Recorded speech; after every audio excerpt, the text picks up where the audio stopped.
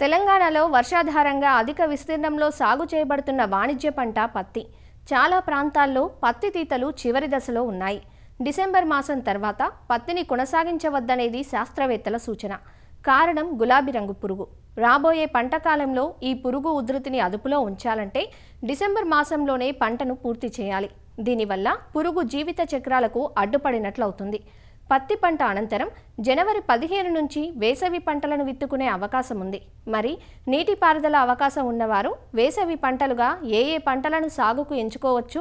వివరాలు తెలియజేస్తున్నారు ప్రొఫెసర్ జయశంకర్, తెలంగాణ రాష్ట్ర వ్యవసాయ విశ్వవిద్యాలయం Palem Krishi Vigyana Kendram program coordinator doctor Prabhakar Reddy.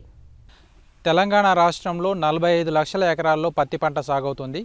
అయితే ప్రస్తుతం పత్తి పంట చాలా ప్రాంతాల్లో ఆల్రెడీ పూర్తయింది. కొన్ని ప్రాంతాల్లో పత్తి ఏరే దశలో చివరి దశలో ఉంది. పత్తి తీసిన పరిస్థితుల్లో జనవరి మాసంలో ఎలాంటి పంటలు వేసుకోవచ్చు, ఎలాంటి రకాలను సాగు చేసుకోవచ్చు?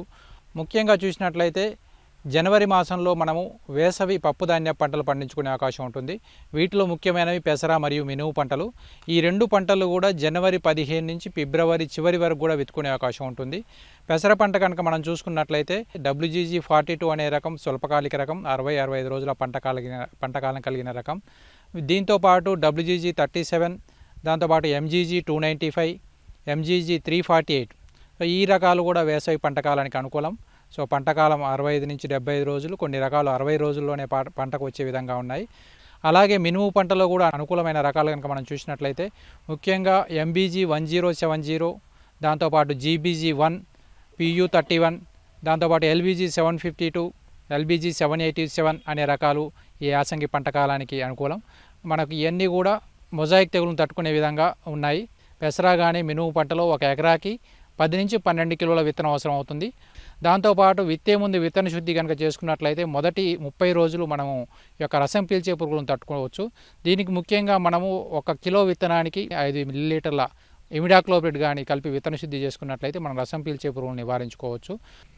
దాంతోపాటు మనము ఈ యొక్క జనవరి మాసంలో పత్తి పంట తీసిన తర్వాత వేసుకోదగిన నూనె గింజ పంటలు కనుక మనం చూసుకున్నట్లయితే ముఖ్యమైన పంట పొద్దుతిరుగుడు. ఈ పొద్దుతిరుగుడు పంటని మనము జనవరి 15 నుంచి ఫిబ్రవరి 15 వరకు వేసుకోవడానికి అనుకూలం. దీంట్లో ముఖ్యమైన హైబ్రిడ్లు కనుక చూసినట్లయితే KBSH44, DRSH1 లేదా NDSH1. సో ఈ రకాలు మనకు యాసంగి పంటకాలానికి అనుకూలం. పంటకాలం 90 నుంచి 95 రోజులు. ఒక ఎకరాకి 3 కిలోల మనకి విత్తనం అవసరం పడుతుంది. సో విత్తనాన్ని మనము వరుసల మధ్యలో 40 సెంటీమీటర్లు, మొక్కల మధ్యలో 10 నుంచి 15 సెంటీమీటర్లు కనుక పెట్టి విత్తుకున్నట్లయితే మనకు అధిక దిగుబడి సాధించుకునే అవకాశం ఉంటుంది. దాంతోపాటు ఈ యొక్క వేసవి పంటకాలానికి అనుకూలమైన మరొక పంట వేరుశనగ. సో ఈ వేరుశనగ పంటను కూడా జనవరి మొదటి వారం నుంచి జనవరి చివరి వారం వరకు విత్తుకోవచ్చు. మనకు అనుకూలమైన రకాలు కనుక చూసినట్లయితే K6 కానీ, K9, Dharani, Kadiri, Harithandhra, TCGS 1694, TAG24. So ఈ రకాలు మనకు వేసవి పంటకాలానికి అనుకూలం. ఒక ఎకరాకు 60 నుంచి 70 కిలోల విత్తనం అవసరం పడుతుంది. సో ముఖ్యంగా ఈ యొక్క వేరుశనగని వేసవి పంటకాలంలో విత్తుకునేటప్పుడు మనకు మొక్కల సంఖ్య ఎక్కువ ఉండే విధంగా సీడ్రిల్తో విత్తుకోవడం మంచిది.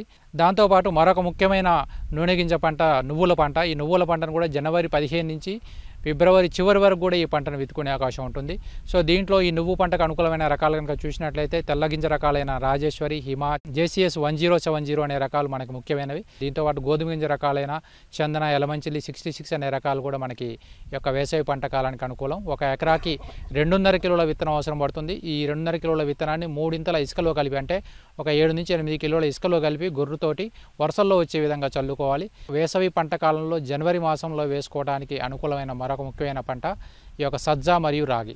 ఈ రెండు పంటలు కూడా మనము జనవరి 15 నుంచి ఫిబ్రవరి 15 వరకు విత్తుకోవచ్చు. ఒక ఎకరాకి 2 కిలోల విత్తనం అవసరం పడుతుంది. సో ఈ చిరుధాన్య పంటలైన వీటిని కూడా తక్కువ పెట్టుబడితోటి, తక్కువ నీటి వసతితోటి మనము యాసంగి పంట కాలంలో విత్తుకునే అవకాశం ఉంటుంది.